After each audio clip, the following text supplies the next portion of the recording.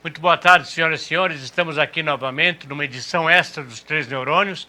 Eu, que vos falo, meu amigo Pedrinho, e abrilhantando com a presença aqui, Dr. Antônio José Ribas Paiva, nosso pré-candidato à Prefeitura de São Paulo, agropecuarista, o único, quero frisar bem isso, o único pré-candidato de direita que está aqui batalhando pelos direitos seus, da sua família, direitos, liberdade de expressão, liberdade de ocupação, direitos alimentares e tudo isso. Doutor Ribas Paiva, muito boa tarde. Boa tarde. Obrigado.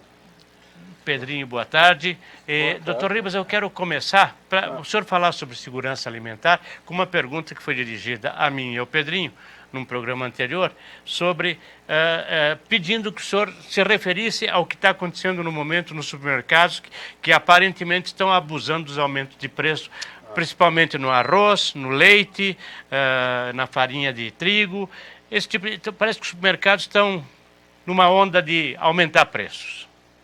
Bom, nós temos basicamente dois problemas que provocam o encarecimento da cesta básica. O primeiro problema é que os insumos agrícolas são dolarizados porque são produzidos pelas multinacionais, não é? E as redes de supermercados são cartelizadas e por multinacionais também. Então nós temos o quê? Um abuso, porque o mercado cartelizado leva ao abuso. Que o único setor que não sofreu com a pandemia foi exatamente o setor alimentar. Não é? Foi a produção agrícola, porque não dá para você adiar a plantação e nem para paralisar a produção de carne, por exemplo. E não houve solução de continuidade no consumo. Então não existe nada que justifique o aumento do preço dos alimentos. Então os motivos são esses dois. Os insumos são dolarizados, o dólar subiu, o produto final sobe. E a especulação do mercado de varejo, né? Distribuição de alimentos, que são os supermercados, que são cartelizados. Porque, infelizmente, hoje nós não temos... as grandes redes de supermercados são internacionais. É a francesa, antigamente... É a Casino. A Casino e a Carrefour. Carrefour. E tem a que era americana, que era o Walmart, que agora é espanhola. Não sei, é espanhola. O nome para Big, né? Mas é espanhola. É uma rede. E o Sam's Club também, o que Sam's era Club é americano. Do Walmart, foi vendido também para essa rede espanhola, que é a atual dona. Então nós temos multinacionais espanholas e francesas que são responsáveis pelo abastecimento. Uma espécie de cartel, né? É um cartel. Cartel da alimentação. Então é especulação pura que precisa ser coibida pelo Estado. O senhor já falou em programa anterior, que a gente falou do dinheiro que a prefeitura dispunha, que o dinheiro não aparecia em obras, etc. O senhor falou uns cartéis. E que o senhor tem teria as condições, eventualmente sendo eleito prefeito, de mexer com isso, porque o pessoal não mexe, tem medo de mexer. Certo. A cartelização do mercado é um processo que já vem de muito tempo, não é? Desde que o Pão de Açúcar foi vendido, se não me engano, para Casino. Exatamente. Né? E o Extra, Pão de Açúcar Extra. Aliás, o nome cai muito bem, né? Casino. Você nunca ganha no cassino. É impossível ganhar alguma coisa no cassino. Exatamente. Então, realmente, é esse o problema que nós estamos enfrentando. Em média, as redes mercadistas aumentaram em 30% os produtos. Então eles estão... o preço dos produtos. Então eles estão se aproveitando de uma pandemia que não os atingiu. É um pandemônio, né? Porque eles estão criando um pandemônio. Realmente, eles estão sacrificando a população com especulação de preços. Primeiro governo e prefeitura sacrificaram a população com as restrições todas, com a roubalheira do Covidão que está vindo à tona através da Polícia Federal, e agora na alimentação que atinge geral, né? Geral. Pega geral. Exatamente. Então, é um sacrifício tremendo para a população. E veja que as pessoas agora estão desempregadas. Você tem aí milhões de pessoas desempregadas com renda zero e a alimentação com preços proibitivos. E básica, né? Alimentação básica, o arroz. Não, e o produtor não está sendo beneficiado com isso. Por quê? Porque ele paga os insumos em dólar. Sim, aí é Monsanto, são as grandes empresas. Exatamente. Ele então gasta mais para produzir a mesma coisa. Não é? Agora, eu quero frisar aqui que eu fui diretor jurídico da UDR, União Nacionalista Democrática, que sempre defendeu os produtores agrícolas. Por quê? Porque o mundo inteiro temia o potencial produtivo de alimentos do Brasil. Então, como o Brasil é um país dos trópicos, é um país agrícola, produz 3 safras por ano, pelo menos, ele tinha uma vantagem natural muito grande sobre o mundo inteiro. Não é? Então, a Europa e Estados Unidos, por exemplo, gastavam $1 bilhão por dia em subsídio agrícola. Em razão disso, eles se viam forçados a empreender uma guerra comercial contra o Brasil, financiando o MST e os governos que apoiavam o terrorismo de Estado, que era do PSDB, do MDB, do PT. Então, eu, como produtor rural, enfrentei essa gente literalmente, eles invadiam as propriedades dos produtores, principalmente pecuária, que eles diziam que o capim era mato e que aquela terra era improdutiva. Só que aqui no Brasil, você, para formar um alqueire de pasto, você gasta R$4.000. Então aquilo na realidade, o capim, o pasto, é uma cultura que alimenta o gado. E qual é a nossa vantagem estratégica em razão disso? É que nós conseguimos produzir proteína vermelha sem concorrer na cadeia alimentar do homem. O gado nos Estados Unidos é alimentado com milho. Exatamente. Então está tirando o milho do ser humano. Da mesa. Da mesa. Agora aqui não, a vantagem estratégica é tremenda, que você produz proteína vermelha da melhor qualidade, isenta de doenças graves como tem na Europa e outros lugares, que é o mal da vaca louca, não é? Porque nós produzimos o boi verde, com sol, capim e água. Exatamente. O solo é de graça. A planta se alimenta do sol. Para quem não sabe, a planta se alimenta do sol, a gente é da planta, o gado da planta e a gente do gado. Quer dizer, uma simbiose perfeita. Perfeito.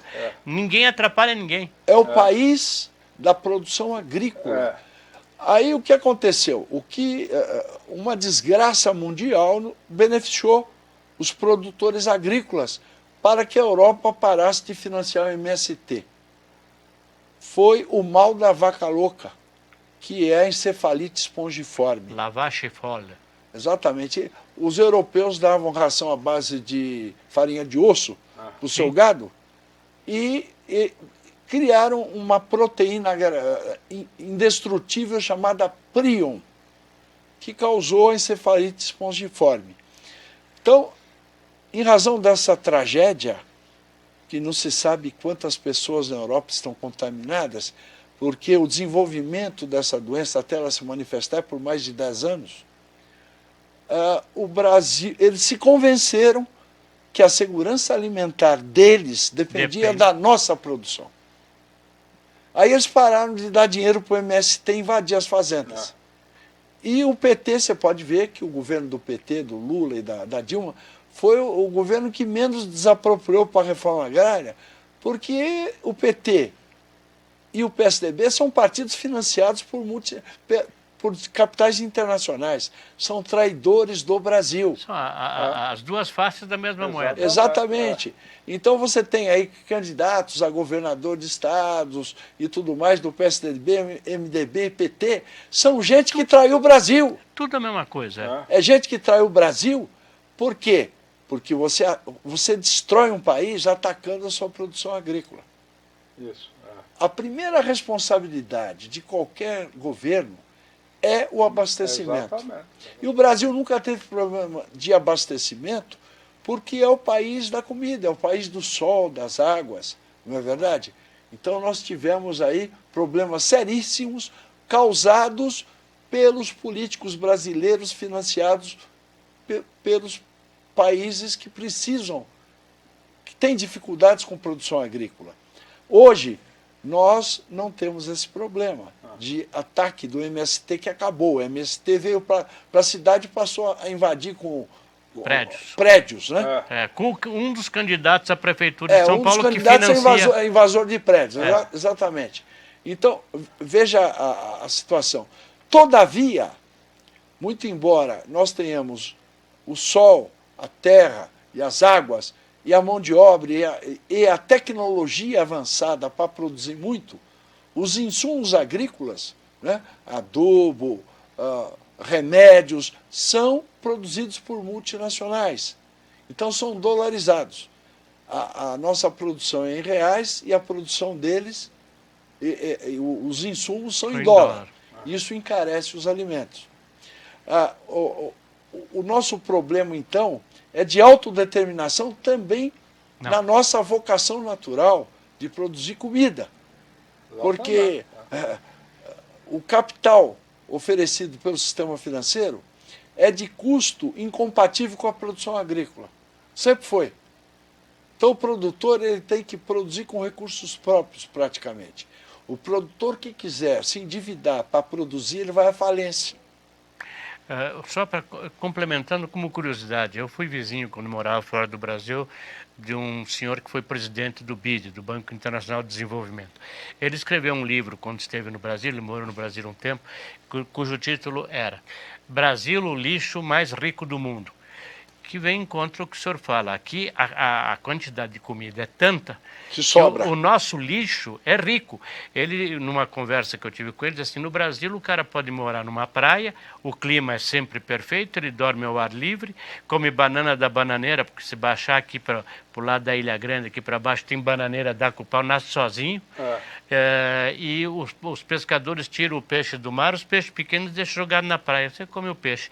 E não precisa de mais nada, é o lixo mais rico do mundo. Eu quero aqui ressaltar o seguinte, que como diretor da União Democrática Ruralista, eu sempre fui de direita, porque eu enfrentei os inimigos do Brasil pessoalmente. Cara a cara. Cara a cara.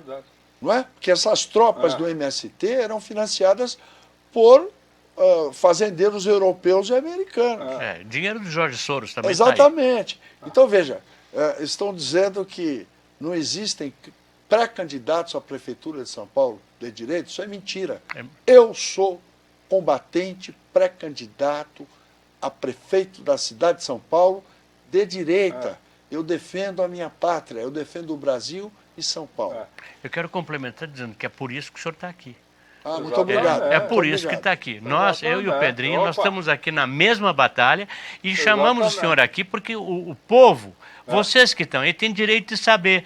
Porque se esperar que o jornal noticie, o Jornal Nacional, não vai acontecer. Ele sofre a conspiração do silêncio. Exatamente. Ninguém fala do nome dele. Né? Para entrar em alguma pesquisa, precisou um jornalista de grande renome encaminhar a todas as redações de mídia importantes, dizendo da existência dessa candidatura. Senão, ia passar em branco. Não ia ser nem falado. Como pré-candidato de direita, eu sou defensor do povo do Brasil e de São Paulo. Mas dos princípios, da família, da propriedade. Propriedade, exatamente. Os demais são políticos profissionais, me desculpe a crítica, Mas realmente foi o que eles demonstraram nos últimos 30 anos. Não, e cooptados com os cartéis, cooptados com Exatamente. toda a malandragem que os Exatamente. senhores estão vendo aí, dia a dia. Eleitos pelos cartéis nacionais e internacionais. É isso aí. Exatamente. Vamos defender São Paulo. É isso aí. Muito obrigado, gente. Muito Estamos obrigado. acabando mais um Três Neurônios. Foi um prazer, doutor Ribas. Obrigado. É sempre um prazer ter o senhor aqui, porque eu que acho que... agradeço a oportunidade. Imagina, porque São Paulo tem solução. O povo precisa... Acorda, minha gente. Agora nós temos um candidato. Nós temos um candidato de direita e não precisa votar no menos pior. Tá? Exatamente. Um beijo para todos. Eu Obrigado. quero lembrar que eu sou pré-candidato. Perdão, eu me entusiasmo. Um abração. Obrigado, Pedrinho. Obrigado, Opa. doutor Ribas. E até a próxima. A gente vai voltar com ele com outras perguntas, outras respostas. Tchau, tchau. Muito bom. Cliquem, Tchau, tchau. compartilhem.